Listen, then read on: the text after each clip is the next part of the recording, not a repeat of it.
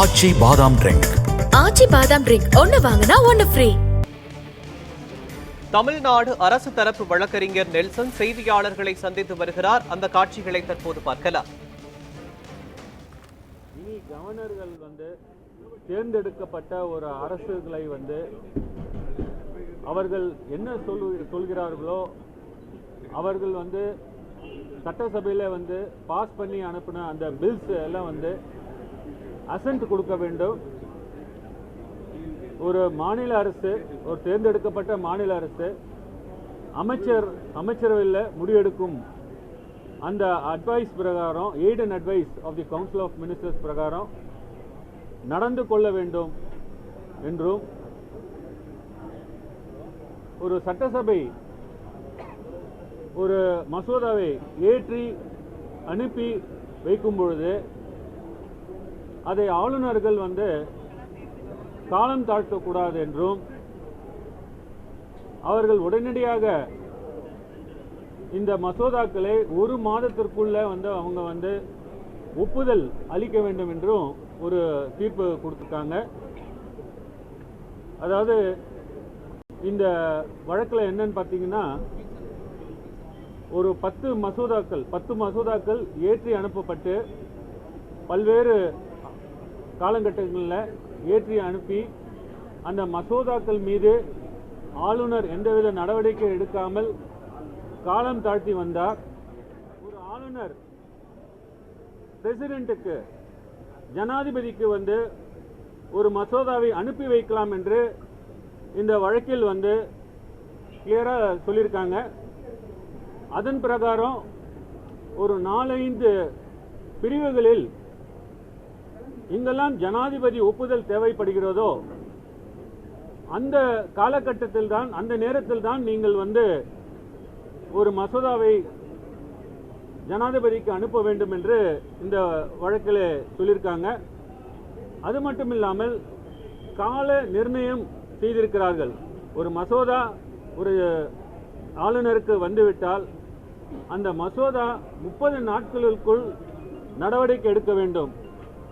நீங்கள் ஜனாதிபதிக்கு ஒப்புதலுக்கு அனுப்ப வேண்டும் என்று அந்த வழக்கு தீர்ப்பின் பிரகாரம் எப்பெல்லாம் ஜனாதிபதிக்கு அனுப்பலாம்னு சொல்லியிருக்காங்க. அதன் பிரகாரம் ஜனாதிபதிக்கு அனுப்ப வேண்டும் என்று முடிவு எடுக்கும் பட்சத்தில் 3 மாத காலத்தில் நீங்கள் அனுப்பி வைக்கலாம் அப்படின்னு சொல்லியிருக்காங்க. ஆகவே இந்த வழக்கு ஒரு பெரிய வரலாற்று சிறப்புமிக்க ஒரு வழக்காகும், ஒரு தீர்ப்பாகும். இந்த வழக்கை தாக்கல் செய்ய வேண்டும் என்று மாண்புமிகு முதலமைச்சர் அவர்கள் தமிழ்நாட்டின் நலன் கருதி உச்சநீதிமன்றத்திலே தாக்கல் செய்தது ஒரு வரவேற்கத்தக்க ஒரு விஷயமாகும். எங்களுடைய முதலமைச்சர் இந்த வழக்கின் மூலம் இந்தியாவில் உள்ள அத்தனை மாநிலங்களுடைய சுயாட்சியை நிலைநாட்டியிருக்கிறார்.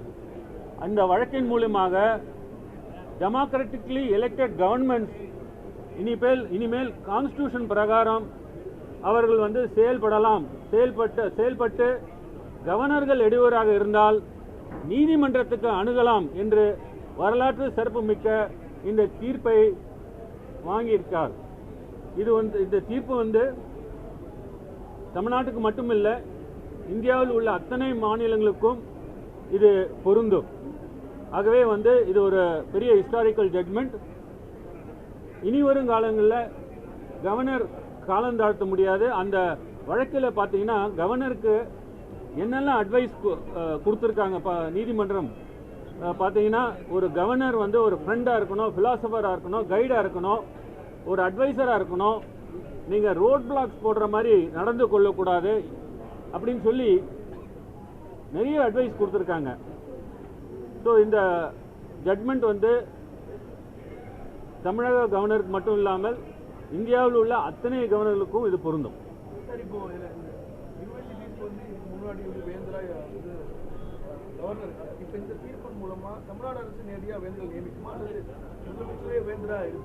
இந்த 10 பில்ஸ்ல கவர்னர் சான்சலராக இருக்கிற அந்த யூனிவர்சிட்டியில் அவரை ரிமூவ் பண்ணுறதுக்காக தான் இது ஏற்றப்பட்டது.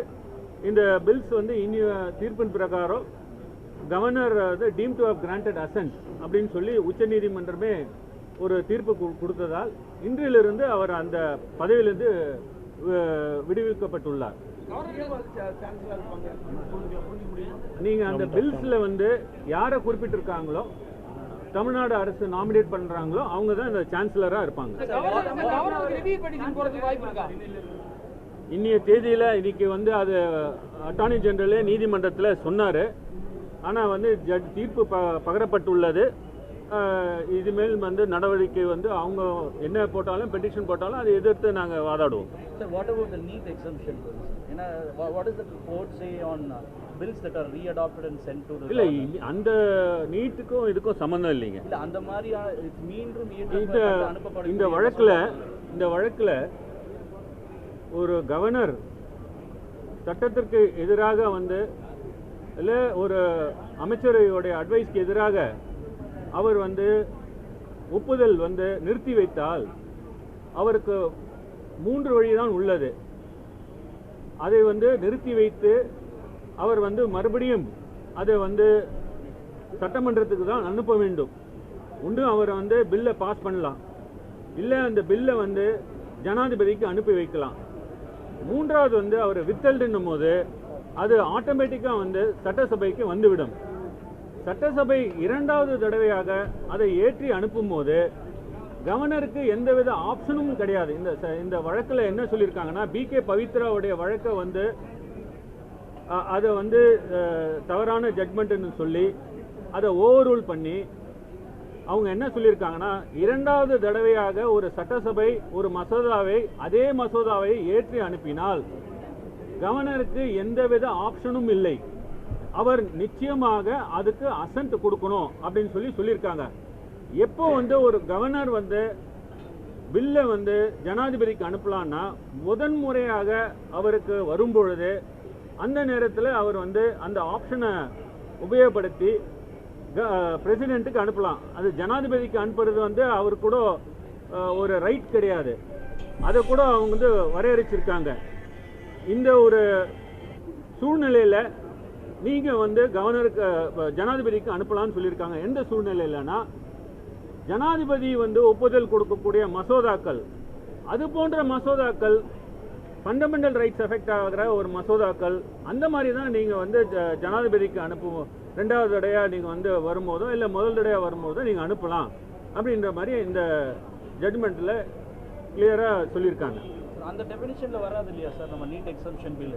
நீட் எக்ஸம்ஷன் பில் வந்து ஒரு ஜனாதிபதி வந்து அவங்க வந்து வித்தல் பண்ணி அதற்கு வந்து ஒப்புதல் அளிக்காததுனால இந்த ஜட்மெண்ட் பிரகாரம் அதை நீதிமன்றத்தில் சேலஞ்ச் பண்ணலாம் அப்படின்னு சொல்லி அந்த நீட் சம்பந்தமாக சொல்லலைனாலும் இவங்க லே பண்ணியிருக்க அந்த ரூலிங்ஸ் பிரகாரம் பார்த்தீங்கன்னா அந்த நீட் மசோதா ஜனாதிபதி ஒப்புதல் அளிக்காமல் நிறுத்தி வைத்ததை கூட நீதிமன்றத்துக்கு எடுத்து செல்லலாம் அப்படின்னு சொல்லி இன்னைக்கு ஜட்மெண்ட்ல தெளிவாக ஒரு லா லே டவுன் பண்ணியிருக்காங்க. அப்போ தமிழ்நாடு கவர்மெண்ட் வந்து திருப்பி மூவ் பண்ணுமா சார் இந்த நீட் எக்ஸம்ஷன் கேஸ்? அது நாளைக்கு தான் முதலமைச்சர் தான் முடிவு. நாளைக்கு மீட்டிங்.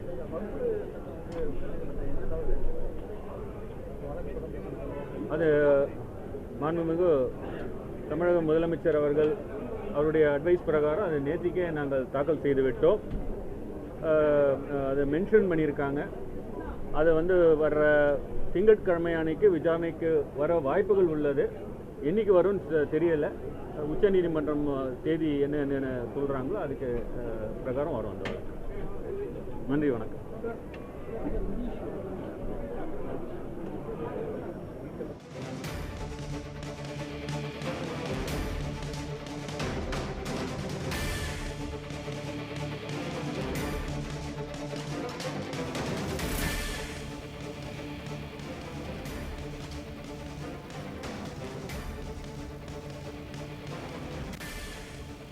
திமுக நாடாளுமன்ற உறுப்பினர் வில்சன் செய்தியாளர்களை சந்தித்திருக்கிறார். மீண்டும் அனுப்பப்படும் மசோதாக்களுக்கு 1 மாத காலத்திற்குள் ஒப்புதல் அளிக்க வேண்டும் என்று வில்சன் MP தெரிவித்திருக்கிறார். மாநில அரசு அளிக்கும் மசோதாக்களை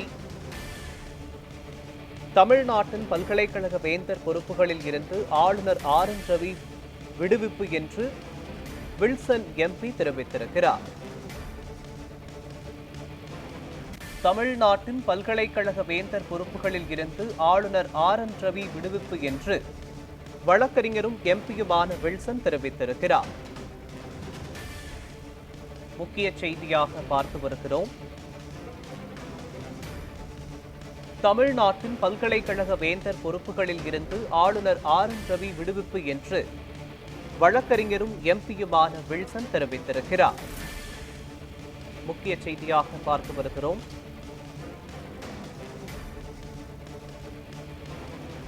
தமிழ்நாட்டின் பல்கலைக்கழக வேந்தர் பொறுப்புகளில் இருந்து ஆளுநர் RN ரவி விடுவிப்பு என்று வழக்கறிஞரும் எம்பியுமான வில்சன் தெரிவித்திருக்கிறார்.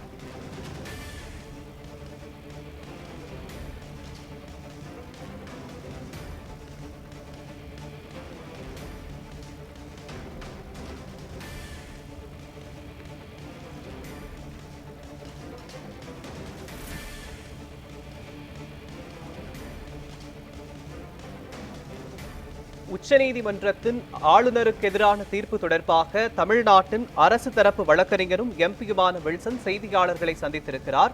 மேலும் தமிழ்நாட்டின் பல்கலைக்கழக வேந்தர் பொறுப்புகளில் இருந்து ஆளுநர் RN ரவி விடுவிப்பு என்று வில்சன் எம்பி தெரிவித்திருக்கிறார். அது தொடர்பான கருத்துக்களையும் கூடுதல் விவரங்களையும் பதிவு செய்வதற்காக நமது தலைமை செய்தி ஆசிரியர் சுகிதா சாரங்கராஜன் இணைப்பில் இணைக்கிறார். மேம் வணக்கம். இது தொடர்பான விவரங்களை பதிவு பண்ணுங்க.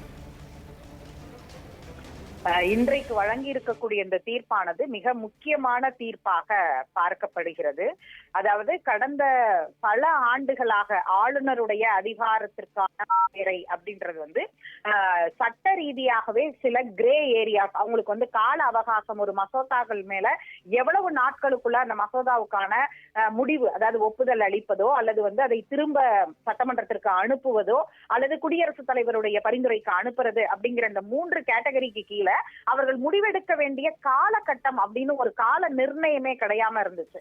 அதுதான் இந்த இவ்வளவு நாட்களாக இந்த மசோதாக்களை ஆளுநர் ஒப்புதல் வழங்காமல் இருந்த போது மாநில அரசு தொடர்ந்து சேலஞ்ச் பண்ணிக்கிட்டே இருந்தாங்க.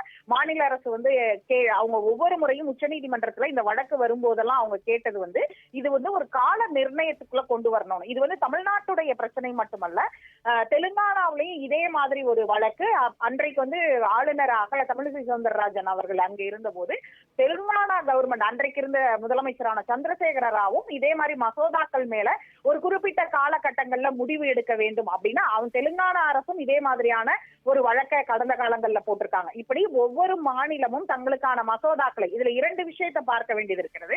மாநில அரசு, அதாவது இங்க மாநில அரசுடைய பாலிசி மேக்கிங்னு ஒண்ணு இருக்கும், மத்திய அரசு ஒண்ணு இருக்கும், ஒத்திசைவு பட்டியல் இருக்கு. இந்த மாநில பட்டியல்ல இருக்கக்கூடிய துறைகள் சார்ந்து இயற்றப்படுகிற மசோதாக்களுக்கு இன்றைக்கு வந்திருக்கக்கூடிய இந்த தீர்ப்பு, அததான் இந்த 10 மசோதாவும் சொல்லுது. இது எல்லாமே மாநில அரசுடைய உரிமை சார்ந்து மாநில அரசு பட்டியலுக்கு கீழே வரக்கூடியது. இப்ப எல்லோருக்கும் வரக்கூடிய மிக ஒரு முக்கியமான ஒரு கேள்வியா என்ன இருக்கும் அப்படின்னு பாத்தீங்கன்னா, நீட் இங்க இருந்து அனுப்பின ஒன்று தானே, அப்ப நீட்டும் இதற்குள்ள வருமா? அதற்கு மாநிலங்களவை உறுப்பினரும் வழக்கறிஞருமான வில்சன் மிக தெளிவாக ஒரு விளக்கத்தை முன்வைத்திருக்கிறார்.